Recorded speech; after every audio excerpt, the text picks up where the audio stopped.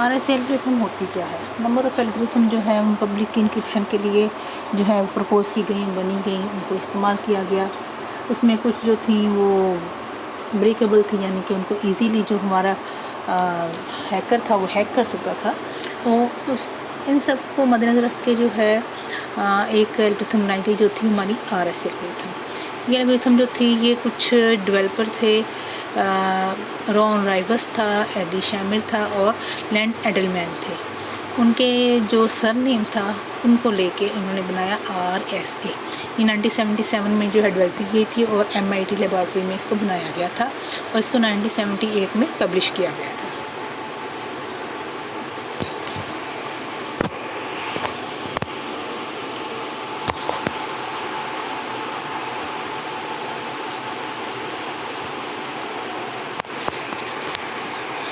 The security of this algorithm comes from the difficulty of factoring large number. इसमें हम करते क्या हैं, इसमें हम अपने जो है नंबर्स होते हैं उसको हम फैक्टर्स में कन्वर्ट कर देते हैं, ठीक है।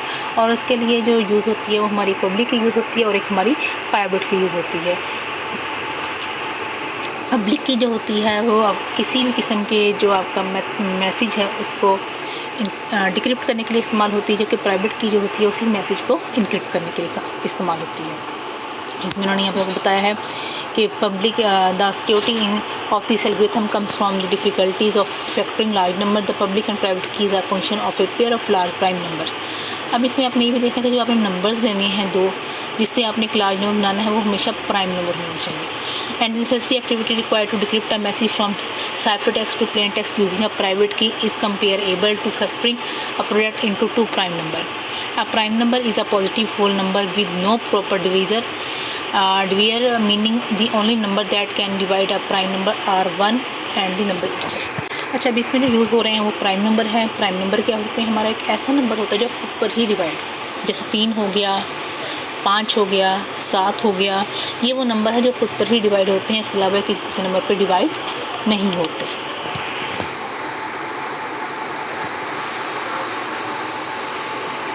अब जो सबसे बड़ा फ़ायदा एडवांटेजेस है RSA का, एक वो ये भी है कि इसके अंदर जो है हम डिजिटल सिग्नेचर भी यूज़ करते हैं इंक्रिप्शन और डिक्रिप्शन के लिए। इसमें ये है कि जो हमारा वन वे फंक्शन है RSA प्रोवाइड करता है इंक्रिप्शन एंड सिग्नेचर वेरिफिकेशन, और जो इन्वर्स है वो क्या होता है, उसमें परफॉर्म किया जाता है डिक्रिप्शन एंड सिग्नेचर जनरेशन।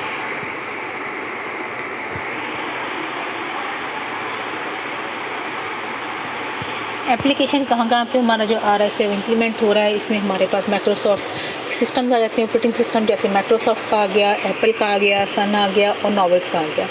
उसके अलावा ये हार्डवेयर लेवल पे कुछ नेटवर्क इंटरफेस कार्ड्स में इस्तेमाल होते हैं, टेलीफोन को सिक्योर करने के लिए इस्तेमाल होते हैं और स्मार्ट कार्ड में इस्तेमाल होते हैं।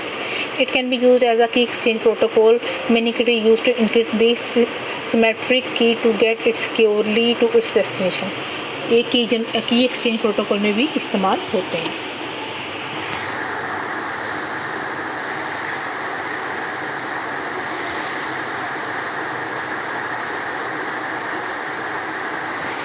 RSA एल्गोरिथम, RSA जो है हमारा है वो डिफेक्टो स्टैंडर्ड है और इसको जो है डिजिटल सिग्नेचर के लिए, की एक्सचेंज के लिए और इंक्रिप्शन के लिए इस्तेमाल किया जाता है। उसके अलावा जो इसका फ़ायदा ये है कि ये आपको डाटा की सिक्योरिटी देता है, डाटा की अथेंटिकेशन देता है और डाटा इंटीग्रिटी प्रोवाइड करता है। RSA जो है ये हमारा जो है स्ट्रीम साइफर नहीं है, ये हमारा ब्लॉक साइफर है। आप लोगों ने स्टार्ट में 2 तरह के साइफर पढ़े होंगे, एक आपने स्ट्रीम साइफर पढ़ा होगा और एक आपने ब्लॉक साइफर पढ़ा होगा।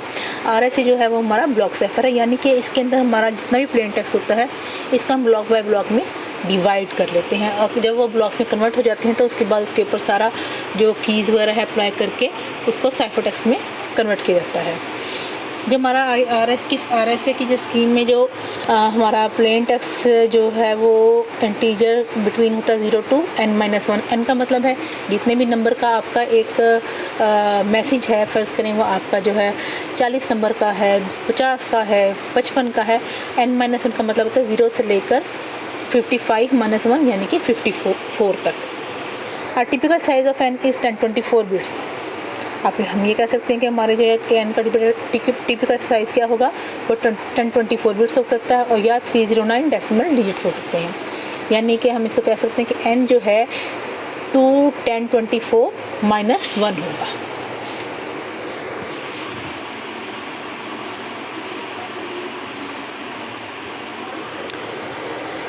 अभी मैंने आपको बताया कि जो हमारा इसमें RSA की जो पब्लिक इंक्रिप्शन में इसमें जो हमारी इंक्रिप्शन होती है वो ब्लॉक्स की शक्ल में होती है। हर ब्लॉक का जो है एक बाइनरी वैल्यू होती है जो कि n से जो है लेस देन होती है, ठीक है। Encryption and decryption are of the following forms. सबसे पहले तो हमारे पास एक पब्लिक की होनी चाहिए और एक प्राइवेट की होनी चाहिए, और पब्लिक की और प्राइवेट की मदद से ही हम इंक्रिप्शन और डिक्रिप्शन करते हैं। जो हमारी प्राइवेट की होती है वो साइफर टेक्स्ट बनाने के काम आती है, और जो हमारी पब्लिक की होती है वो हमारा दोबारा से साइफर टेक्स्ट को प्लेन टेक्स्ट बनाने के काम आती है। Encryption and decryption are of the following form for some plain text block M and cipher text block C। यानी कि हम प्लेन टेक्स्ट को M से डिनोट करते हैं और साइफर टेक्स्ट को C से। C इक्वल है M E mod n। अब ये E क्या है, ये हमारे पास हमारी प्राइवेट की है, और E क्या है, ये हमारे पास पब्लिक की है, और M इक्वल है C D mod n, और D क्या है हमारे पास, ये हमारी प्राइवेट की है।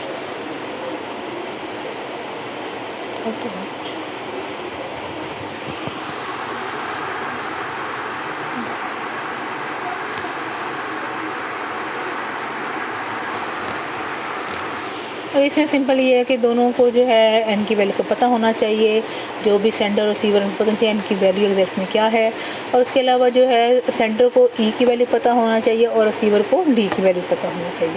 यानी कि जब वो रिसीव करेगा तो उसके पास पब्लिक की होगी तो वो उसको डिक्रिप्ट करेगा, यानी कि उसके पास D होनी चाहिए, और जो सेंडर है उसके पास क्या होना चाहिए, उसके पास उसकी प्राइवेट की होनी चाहिए। पब्लिक की को हम PU से डिनोट करते हैं जो कि इक्वल होती है E और N के, और प्राइवेट की को हम PR से डिनोट करते हैं जो कि इक्वल होती है D और N के।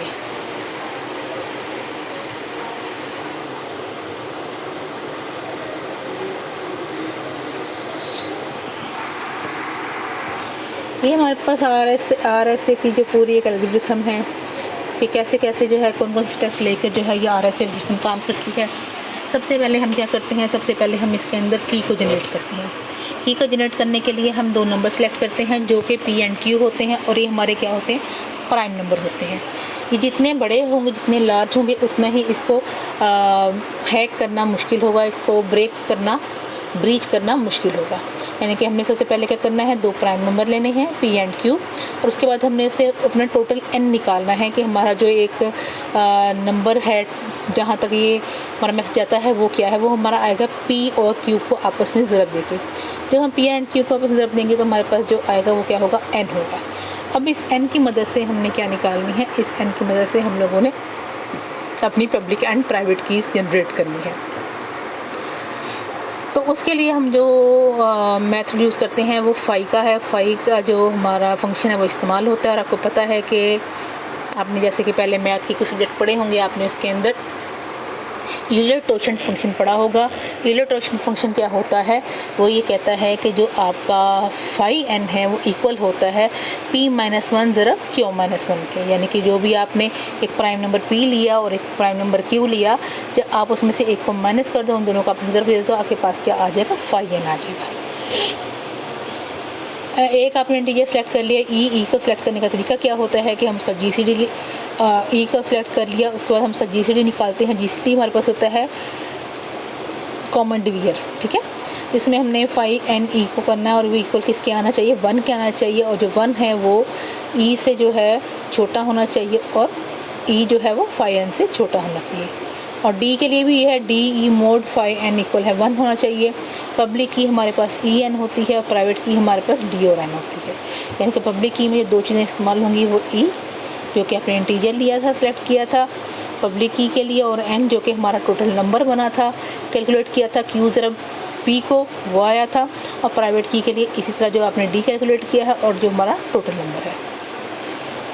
सेकंड पार्ट में आपको देख रहे होंगे, नज़र आ रहा होगा कि सिंपल हमने क्या करना है, प्लेन टेक्स्ट लेना है। प्लेन टेक्स्ट जो भी है आपका n से छोटा होना चाहिए, 0 और n के दरमियान होना चाहिए, ठीक है। तो उसके लिए साइफर टेक्स्ट बनाने के लिए क्या चीज़ हमें चाहिए होगी, हमारा एक प्लेन टेक्स्ट है, उसकी जो पावर है वो हमारी E होगी। E हमारे पास क्या है, E हमारे पास हमारी की है, और उसके बाद उसका हम क्या करेंगे, मोड n करेंगे। डिक्रिप्शन के लिए हम क्या करेंगे, साइफर टेक्स्ट सी होगा हमारे पास। सी को जब हमने प्लेन टेक्स्ट में कन्वर्ट करना है तो हम क्या करेंगे, एम उसकी पावर है डी, डी क्या है हमारी की है जो हमने जनरेट की थी, और मोड एन होगा। आगे से एक एग्जांपल है, सिंपल से हमने दो जो है प्राइम नंबर लिए, एक 17 और एक 11। पी हमारे पास 17 है, क्यू हमारे पास 11 है। जब हमने इनको ले लिया तो हमने एन कैलकुलेट करना है। एन कैलकुलेट करने का तरीका मैंने आपको पहले ही बताया था। हम पी और क्यू यानी कि 17 और 11 को आपस में ज़रब देंगे, 187 आ गया। तो हमने 5n लेना है, तो ये मैंने बताया p -1 और q -1। p में से एक निकाला 16 आ गया, q में से एक निकाला 10 आ गया। 16 और 10 को जब हम ज़रब देंगे तो हमारे पास आ जाएगा 160। ये हमारे पास आ गया 5 ऑफ n।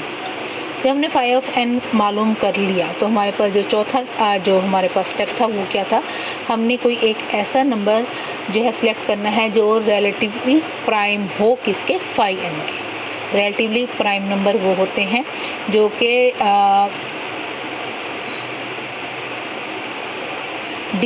सबसे छोटे होते हैं, और जब आप इनको आपस में डिवीजन देते हैं तो वो किसी और पे तकसीम नहीं होते। 160 का जो है वो हमने चूज़ किया 7। 160 का अगर आप कैलकुलेटर में भी लगाओगे तो आपका जो रिलेटिवली प्राइम नंबर है वो 7 ही आएगा। डी के लिए जो है हमने किया 160 का हमने मोड लिया, इक्वल 1 होना चाहिए, और डी को जो है 160 से छोटा होना चाहिए, 160 से लेस देन होना चाहिए। तो इसकी वैल्यू आ गई 23 हमने ली। तो 23 को जब हम 7 से रख देंगे तो हमारे पास क्या आ जाएगा 161। और 161 को जब हम देखेंगे तो हमारे पास इक्वल 1 जो है 161 में जब हम एक जमा करेंगे तो इसका मतलब हमारे पास एक जो है वो एक्स्ट्रा आ जाएगा। और यही हमारा फार्मूला था पीछे, अगर आप इसको नोट कर लें। अब हमारे पास दो चीज़ें आ गई। एक हमारे पास आ गई थी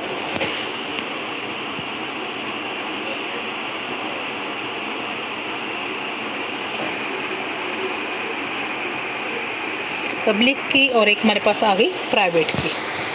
पब्लिक की हमारे पास आ गई 7 और 187, और प्राइवेट की हमारे पास आ गई 223 और 187। इंक्रिप्शन के लिए हमने फ़र्ज़ करें हमने एक प्लेन टेक्स्ट का इनपुट लिया 88 ले लें, आपकी मर्ज़ी 66 ले लें, लेकिन ये जो है हमारे टोटल n से, यानी कि ये हमारी जो है 187 से छोटा होना चाहिए। हमने इसको कैलकुलेट किया, कैसे किया, 88 के ऊपर हमने की दी, 7 थी वो दी, उसका मोड लिया 187। ये हमारा फार्मूला है कि जो हमारे पास हमारा नंबर है n, हमने क्या जो हमने एक प्लेन टेक्स्ट लिया जिसको आप m कहते हो, हमने उसकी पावर ली, वो आ गई 7, उसको मोड किया किससे 187 से। 187 हमारा टोटल नंबर है, 7 हमारी पब्लिक की है, और सी हमारा साइफर टेक्स्ट है।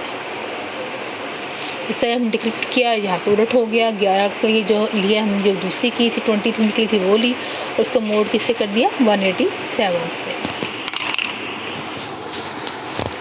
यहाँ पे आप ये देख लें, ये हमारे पास जो है एक्सप्रेशन एवेल्यूएटेड हो गई जी। आगे से एग्जांपल है डायग्राम की शक्ल में। प्लेन टेक्स्ट हमारे पास 88 था, 88 की पावर 7, मोड 187, 7 और 187 हमारी पीयू थी। उसके बाद हमारे पास जो साइफर टेक्स्ट आया 11 आया। अब 11 को हमने डाला अपने एल्गोरिथम में, उसका मोड दिया 23, उसकी पावर ली 23, मोड 187 किया तो हमारे पास आ गए 88 ही हमारा क्या था प्लेन टेक्स्ट था। यानी कि जब हमने इसको इनक्रिप्ट किया 88 को तो 11 आया, और जब हमने इसको डिक्रिप्ट किया तो हमारे पास दोबारा से जो आया वो हमारे पास क्या था 88 था।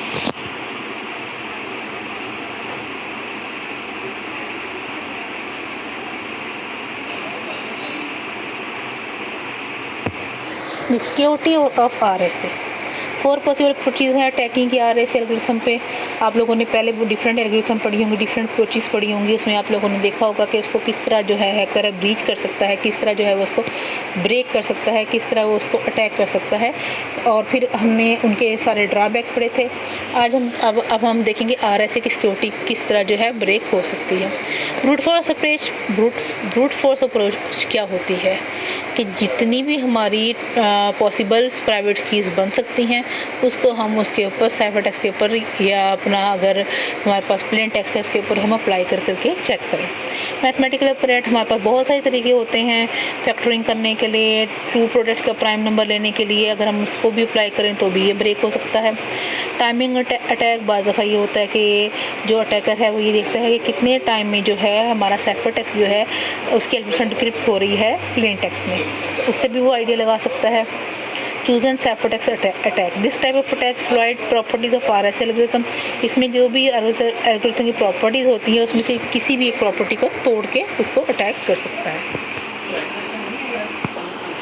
नेक्स्ट हमारे पास है डिजिटल सिग्नेचर स्टैंडर्ड। एक्चुअल में जो RSA है आपने पीछे पढ़ा कि उसकी एक क्वालिटी या एक प्रॉपर्टी या एक खूबी क्या है कि वो सिग्नेचर्स को जो है क्या करता है, सिग्नेचर्स को के साथ यूज़ हो सकता है। ठीक है, अब सिग्नेचर्स होते क्या हैं, देखिए आप कहीं पे भी काम करने जाते हैं, कोई भी आप जो है डॉक्यूमेंट्स जो हैं एग्रीमेंट्स करते हैं, कोई चीज़ परचेज़ करते हैं तो उसके ऊपर स्टैंप होती है, सिग्नेचर होते हैं, जिससे पता चलता है कि ये चीज़ रियल है, इसमें फेक नहीं है, ये आपको सही चीज़ मिली है। ठीक है, तो इसी तरह जब आपकी एक जो क्रिप्टोग्राफी में आपका जो डाटा एक जैसे दूसरी जगह जाता है, ये कैसे पता चलेगा जिसने डाटा भेजा है इसको किसी ने आल्टर नहीं किया, किसी ने इसमें कोई चेंजेस नहीं किए, किसी फेक पर्सन ने, थर्ड पर्सन ने वो डाटा आप तक नहीं पहुंचाया है, ये आप तक जो पहुंच रहा है ये ठीक बंदे के थ्रू जो राइट पर्सन है वही आपको जो है डाटा सेंड कर रहा है। तो इसके जो चीज़ यूज़ होती है वो हमारे पास होते हैं डिजिटल सिग्नेचर स्टैंडर्ड या सिग्नेचर कह लें simple. The most important development from the work on public key cryptography is digital signature. It provides a set of security capabilities that would be difficult to implement in any other way. The National Institute of Standards and Technology (NIST) has published Federal Information Processing Standard (FIPS) 186 known as Digital Signature Standard or the Digital Signature Algorithm. ये national institute ने जो एक standard बनाया था वो क्या कहलाता है, वो कहलाता है हमारा digital signature standard.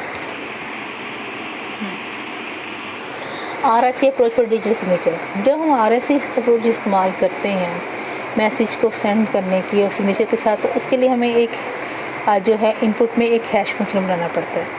Hash function क्या होता है कि हमारा एक लार्ज नंबर ऑफ़ वेरिएबल को जब हम प्रोसेस करवाते हैं हैश फंक्शन के ज़रिए तो हमें आउटपुट में एक जो है लिमिटेड एक ब्लॉक ऑफ नंबर देता है, एक फ़िक्स ब्लॉक ऑफ नंबर कह लें, एक लिमिटेड या एक फाइनाइट ब्लॉक ऑफ नंबर जो है, एक fix length of block of number वो हमें आउटपुट में देता है। Many RSA is used for digital signatures. The message to be signed is input to a hash function that produces a secure hash code of fixed length.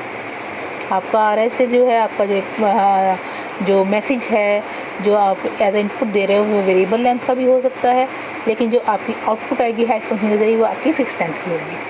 ठीक है, और इसी hash function को हम क्या करेंगे, इंटरप्ट करेंगे सेंडर की प्राइवेट की के साथ सिग्नेचर बनाने के लिए। ठीक है, बहुत ही message and signature are then transmitted, और उसके बाद हम जो रिसीवर को भेजना है उसमें हमारा मैसेज भी होगा जो साइफर टेक्स्ट के चक्कर में होगा, और उसके साथ साथ जो है सिग्नेचर्स भी होंगे।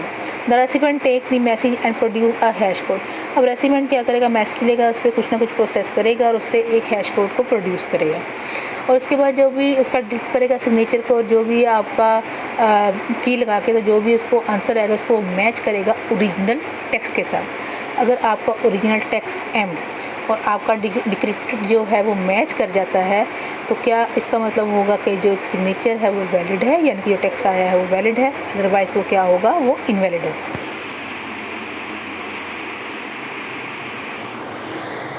The recipient also decrypts the signature using the sender public key. If the calculated hash code match the decrypted signature, the signature is accepted as valid. Because only the sender now the private key, only the sender could have produced a valid signature. ठीक है, यानी कि आपको पता है कि आपकी जो की जो है वो सिर्फ सेंडर को ही पता है, और अगर आपने पब्लिक की से जो उसके आपके पास की है उससे आपने उसको सही निकाल लिया है तो वो वैलिड है।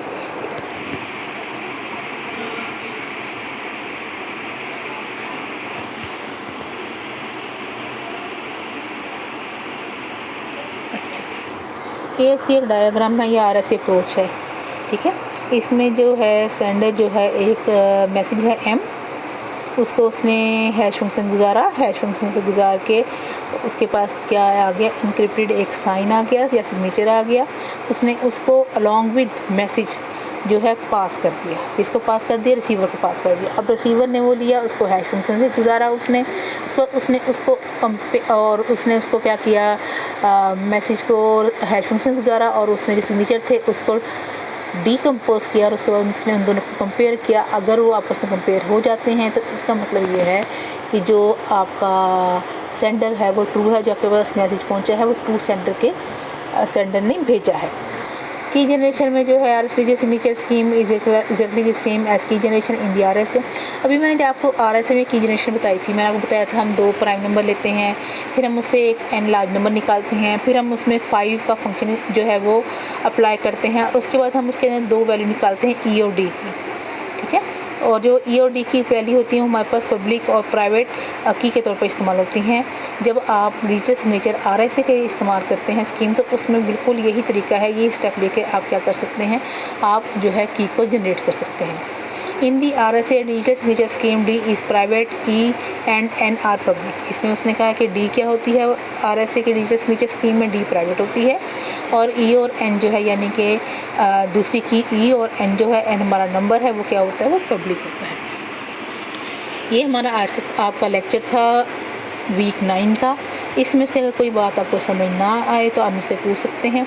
इसके अलावा मैं आपको इसके अंदर कुछ असाइनमेंट्स या होम टास्क दूंगी जो आपने सॉल्व करके मुझे जो है मेल करने होंगे। Thank you.